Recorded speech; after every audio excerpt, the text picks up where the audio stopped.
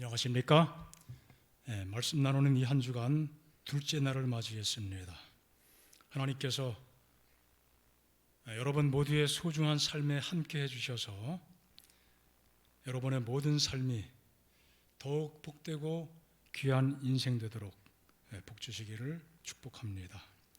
오늘은 둘째 날 잃어버린 형상을 찾아서 라는 제목으로 함께 말씀을 나누어 보겠습니다. 하나님이 사람을 창조하셨을 때 그 장면을 이렇게 묘사하고 있습니다. 하나님이 가라사대 우리의 형상을 따라 우리의 모양대로 우리가 사람을 만들고 그들로 인하여 모든 것을 다 다스리게 하자. 그리고 하나님이 자기 형상 곧 하나님의 형상대로 또 사람을 창조하시되 남자와 여자를 창조하셨다. 그렇게 말씀하고 있습니다. 아마 기억하는 분들이 많으실 것입니다. 김동인 단편 소설. 저도 아주 오래전 청년 시절에 이 책을 읽은 기억이 있습니다. 무엇이 닮았다고요? 발가락이 닮았다.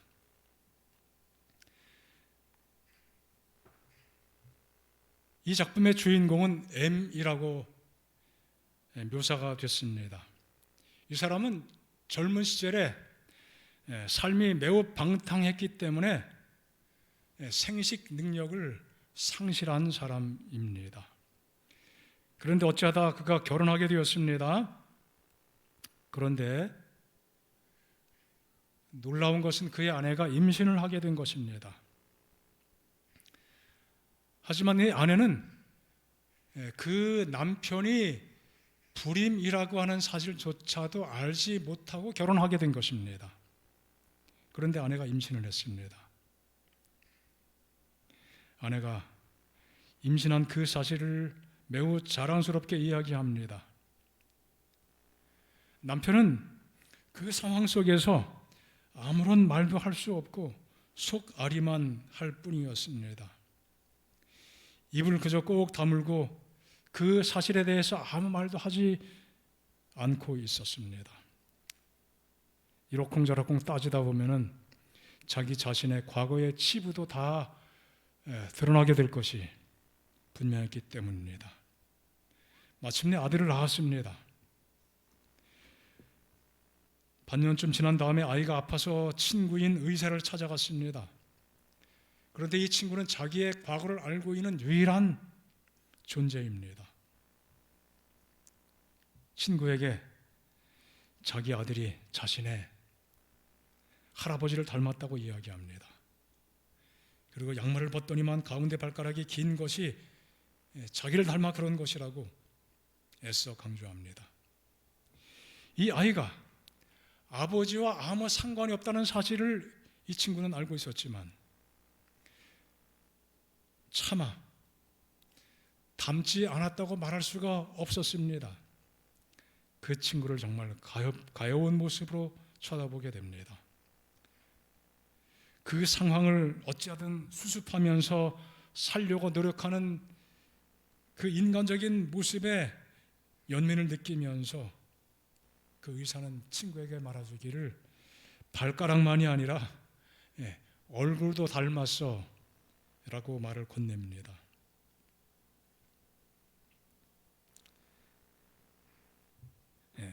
하나님은 인간을 창조하실 때에 하나님을 닮은 존재로 창조하셨다고 성경이 분명히 기록하고 있습니다. 하나님의 형상과 모양을 따라 하나님께서 우리 사람을 창조해 주신 것입니다. 이 세상의 어떠한 것들도 어떠한 존재도 하나님의 형상을 부여받은 존재는 없습니다.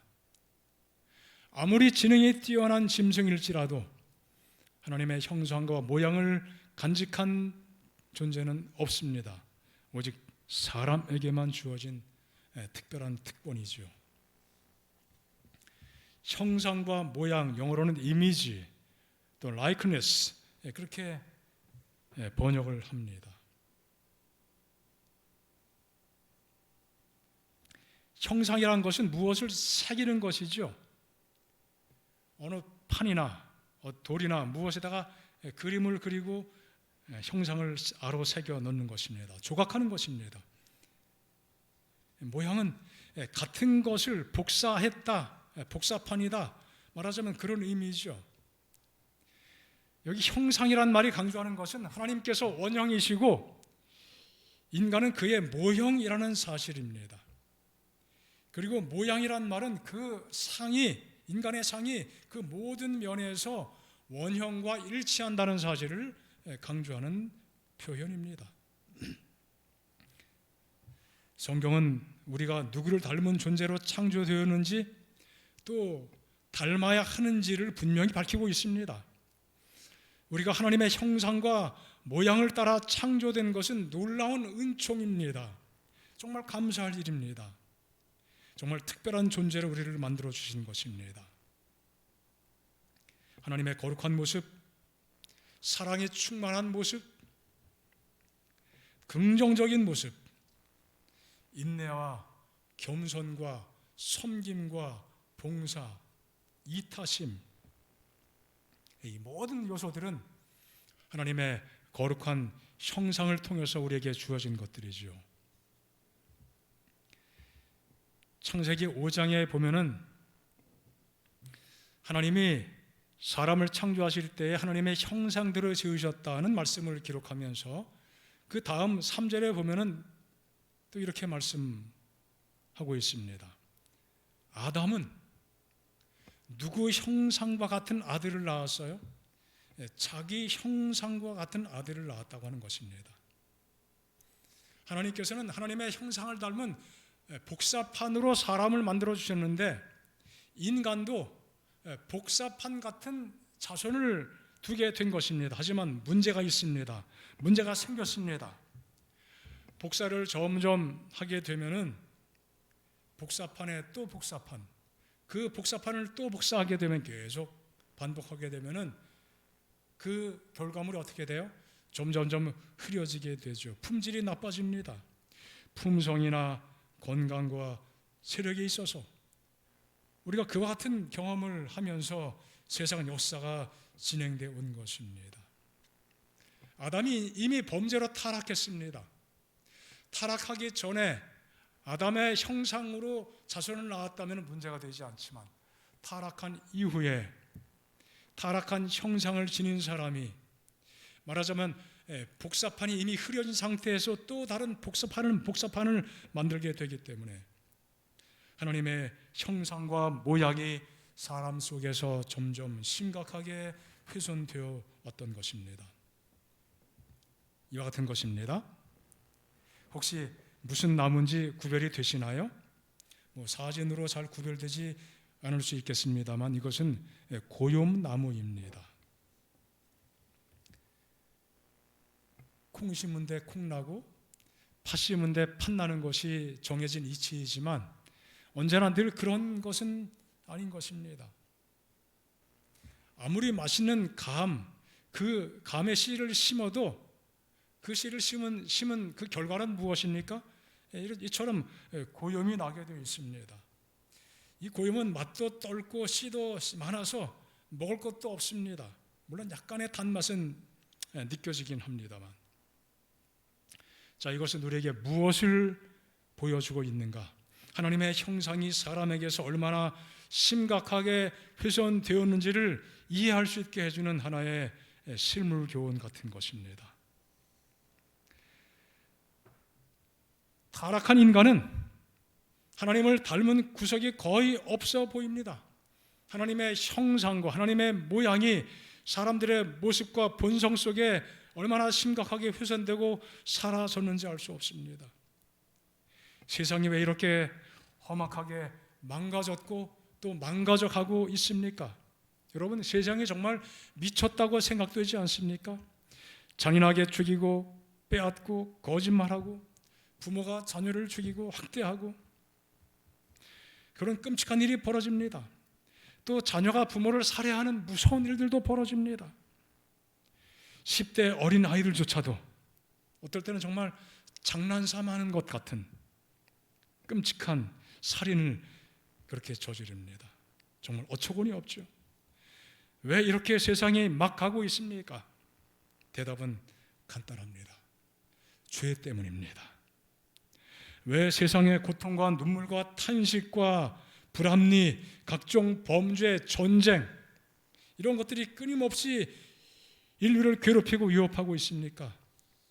왜 싸우고 미워하고 관계가 깨지고 잘난 척하고 교만하고 사람을 멸시하고 관계가 파괴됩니까? 왜 이기심을 가지고 혼자 다 먹고 살겠다고 욕심을 부립니까? 우리 삶의 수많은 아픔과 상처와 고통과 괴로움 그리고 마침내 죽음의 원인은 무엇입니까? 성경은 그 답을 분명히 죄라고 말씀하고 있습니다. 예수님께서 말씀하셨습니다. 너희는 너희 아비 마귀에게서 났다. 예수님께서 유대인들을 향하여 그들을 마귀의 자식이라고 혹독하게 비난하셨습니다. 마귀를 닮았다. 그 마귀는 처음부터 살인한 자고 거짓말한 자고 거짓말쟁이고 거짓의 아비인데 사람들의 삶의 모습, 사람들의 형상을 보니까 일찍이 하나님께서 세상을 창조하시고 아담 하와를 만드실 때는 하나님의 형상과 모양을 따라 지으셨지만 그 고결한 흔적은 거의 사라지고 마귀의 모습만이 뚜렷하게 보인다고 말씀하고 있습니다. 너희가 어쩌면 그렇게 마귀를 빼어 닮았느냐 그렇게 말씀하고 있는 것입니다. 사도 바울은 에베소 2장에서 이렇게 말씀합니다. 전에는 우리도 다 그 가운데서 우리 육체의 욕심을 따라 지내며 육체와 마음에 원하는 것을 하여 내 멋대로 살았는데 그 멋대로 살게 된 이유가 무엇인가? 우리가 진노의 자녀, 우리의 본질이 무엇이라고요? 진노의 자녀라고 말씀합니다. 그리고 다른 성경절에 보면은 죄가 우리의 삶에 무엇한다고요? 왕노릇한다고 말씀하고 있습니다. 사람은 정말 욕심 많고 이기적입니다. 전 세계 1%의 부자가 전 세계 재산의 40%를 가지고 살고 있다고 합니다. 전 세계 빈곤층의 절반 50%는 전 세계 재산의 1%밖에 가지지 않고 그 1%를 나눠 가지고 살고 있습니다. 얼마나 차등이 심합니까? 얼마나 격차가 심합니까? 한국도 그 상황이 크게 다르지 않는 것으로 발표되고 있습니다. 한국의 약 1%의 부자가 15%의 그 재산을 향유하고 있다는 것입니다. 그리고 약 10% 상위 그룹이 약 40%의 소득을 누리고 살고 있습니다. 나머지는 아주 힘겹게 살 수밖에 없는 것이죠. 우리가 이처럼 하나님의 형상이 우리의 모습 속에서 일그러지고 또 사라졌지만은 하나님은 다시금 하나님의 형상으로 우리를 회복시키려는 계획을 갖고 계십니다.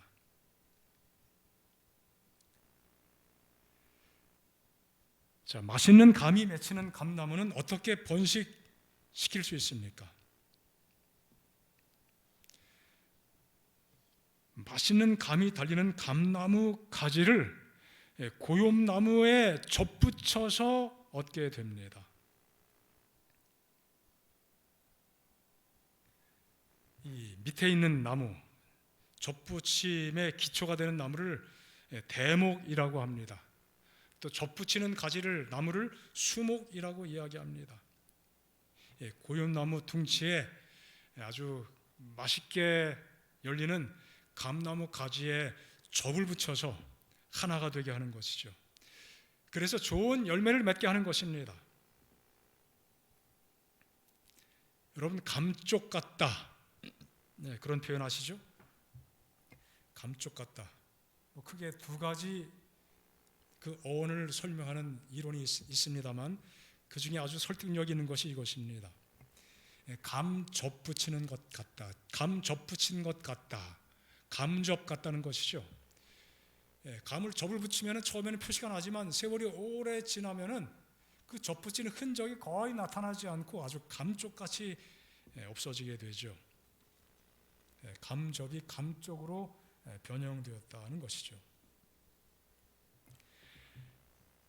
성경 로마서 11장에 보면은 감나무는 아니지만 감람나무 이야기가 나오는데 접붙이는 이야기가 기록되고 있습니다.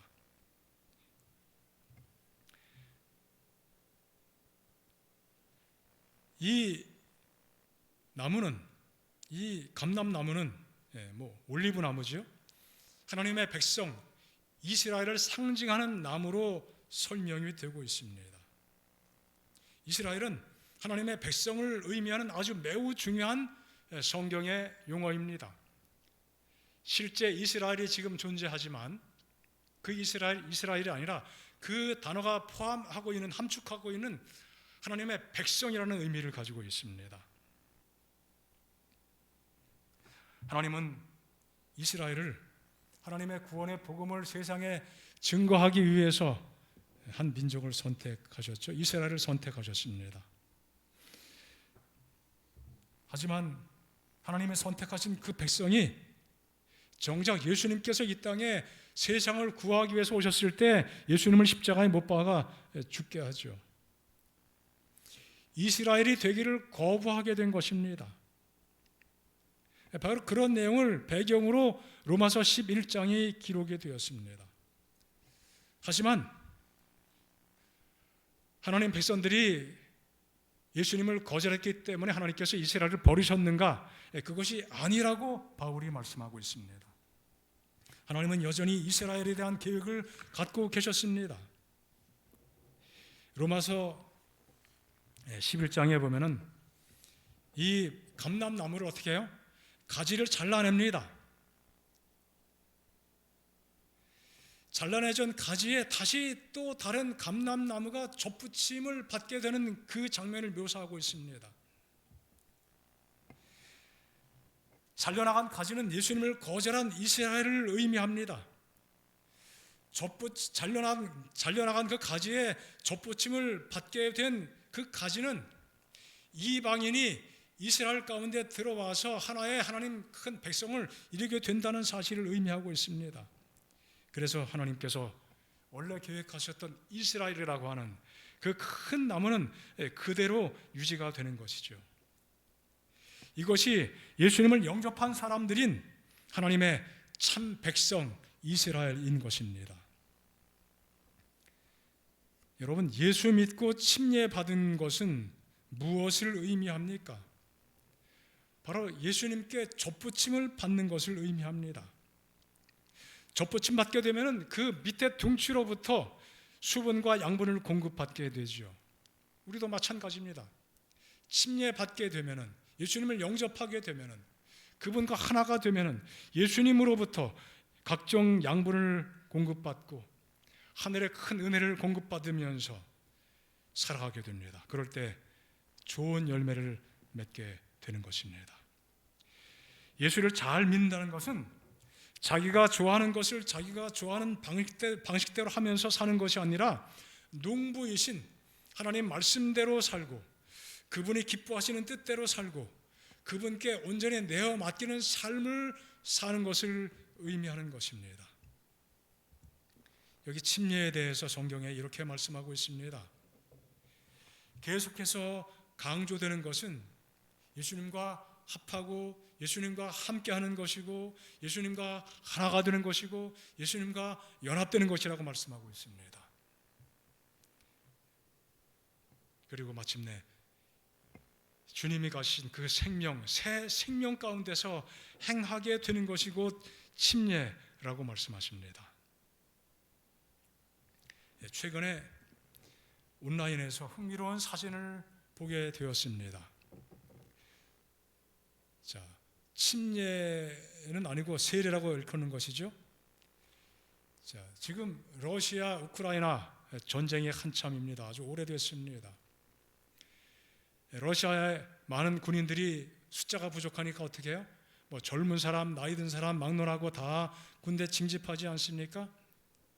소위 아버지 부대, 아빠 부대라고 이야기하죠. 60세까지 현역 군인으로 차출해 갔다는 것이죠. 그리고 뭐 합니까? 이렇게 물을 뿌립니다. 뭐 하는 거예요? 세례식 하는 것이죠. 이것은 아주 미신적인 세례 의식입니다. 이렇게 하면서 하나님의 어떤 보호를 간구하게 되고 마치 보호가 될 것 같은 착각을 하게 만드는 것이죠. 정말 하나님께서 보실 때 얼마나 어처구니 없이 참 무의미한 것인지 알 수 없습니다. 심리는 이런 것이 아니죠. 하나님과 연합하는 데 정말 중요한 의미가 있는 것입니다. 요한복음 15장에 예수님께서 말씀하셨습니다. 여기 나는 참 포도나무, 하나님 아버지는 농부, 우리는 그분께 붙어있는 무엇? 가지라고 말씀하셨습니다. 그리고 가지가 포도나무에 붙어 있을 때 희망이 있고 살 수 있고 꽃을 피울 수 있고 열매를 맺게 되는 것처럼 우리가 예수님 안에 있을 때, 예수님께 붙어 있을 때 아름답고 충실한 열매를 맺게 될 것이라고 강조해 주셨습니다. 그 결과는 무엇입니까? 이로써 그 보배롭고 지극히 큰 약속을 우리에게 주사, 이 보배롭고 큰 약속은 무엇입니까? 바로 예수님입니다. 메시아에 대한 약속입니다. 그것이 이루어졌습니다. 이 약속으로 말미암아 너희가 정욕 때문에 세상에서 썩어질 것을 피하여 마침내 신성한 성품에 참여하는 자가 되게 하려 하셨다. 하나님은 우리에게 예수님을 약속해 주셨습니다. 우리의 구세주로서 우리의 죄의 문제를 해결해 주시는 분으로서 약속해 주셨고 그분이 이 땅에 오셨고 우리 마음속에 임재해 계십니다. 우리가 그분 안에 늘 거하고 그분과 연합하게 되고 그분의 뜻을 따라 살고자 늘 마음속에 기도하며 하나님을 바라보고 살아가게 될 때 우리의 모습 속에서 무엇이요? 신의 성품, 신성한 성품, 하나님의 거룩한 형상, 하나님의 거룩한 모양이 우리를 통하여 하나님 반사가 된다고 말씀하고 있습니다. 날마다 우리의 관심, 우리의 삶의 초점, 우리의 삶의 방향은 반드시 예수님 그리스도가 되셔야 합니다. 주님이어야만 합니다. 그럴 때 하나님의 거룩한 형상이 우리를 통하여 점점 분명하고 점점 선명하게 반사될 것입니다. 여러분 정말 그런 귀한 삶을 살아가기를 소망하지 아니하시겠습니까? 우리가 마땅히 그러한 귀한 삶을 살아가야 되지 않겠습니까? 세상이 점점 어두워지고 사람들의 모습 속에서 하나님의 존귀한 형상, 거룩한 형상과 모양이 점점점 희미해지고 사라져가고 왜곡되는 이 시대에 살아갈지라도 우리의 모습 속에서는, 우리의 삶 속에서는 하나님의 거룩한 형상과 모습이 점점점 선명해지는 아름다운 삶, 성도의 삶을 살게 되시기 간절히 바랍니다. 함께 기도하겠습니다. 하나님 아버지, 마귀가 세상의 많은 사람을 지배하며 그리하여 세상이 점점 어둡고 무서워지는 이때 우리 하나님께서 우리에게 부여하신 하나님의 형상을 바라보며 살 수 있도록 도와주심을 감사합니다. 늘 하나님과 가까이 함으로, 늘 예수님 안에 거함으로 하나님의 형상이 저희 모습과 저희 삶 속에서 더 선명하게 드러날 수 있도록 도와주시고 그리함으로 하나님께 더욱 영광이 되는 삶을 살아가는 저희 모두가 되도록 복을 내려 주시옵소서. 예수님 이름으로 기도합니다. 아멘.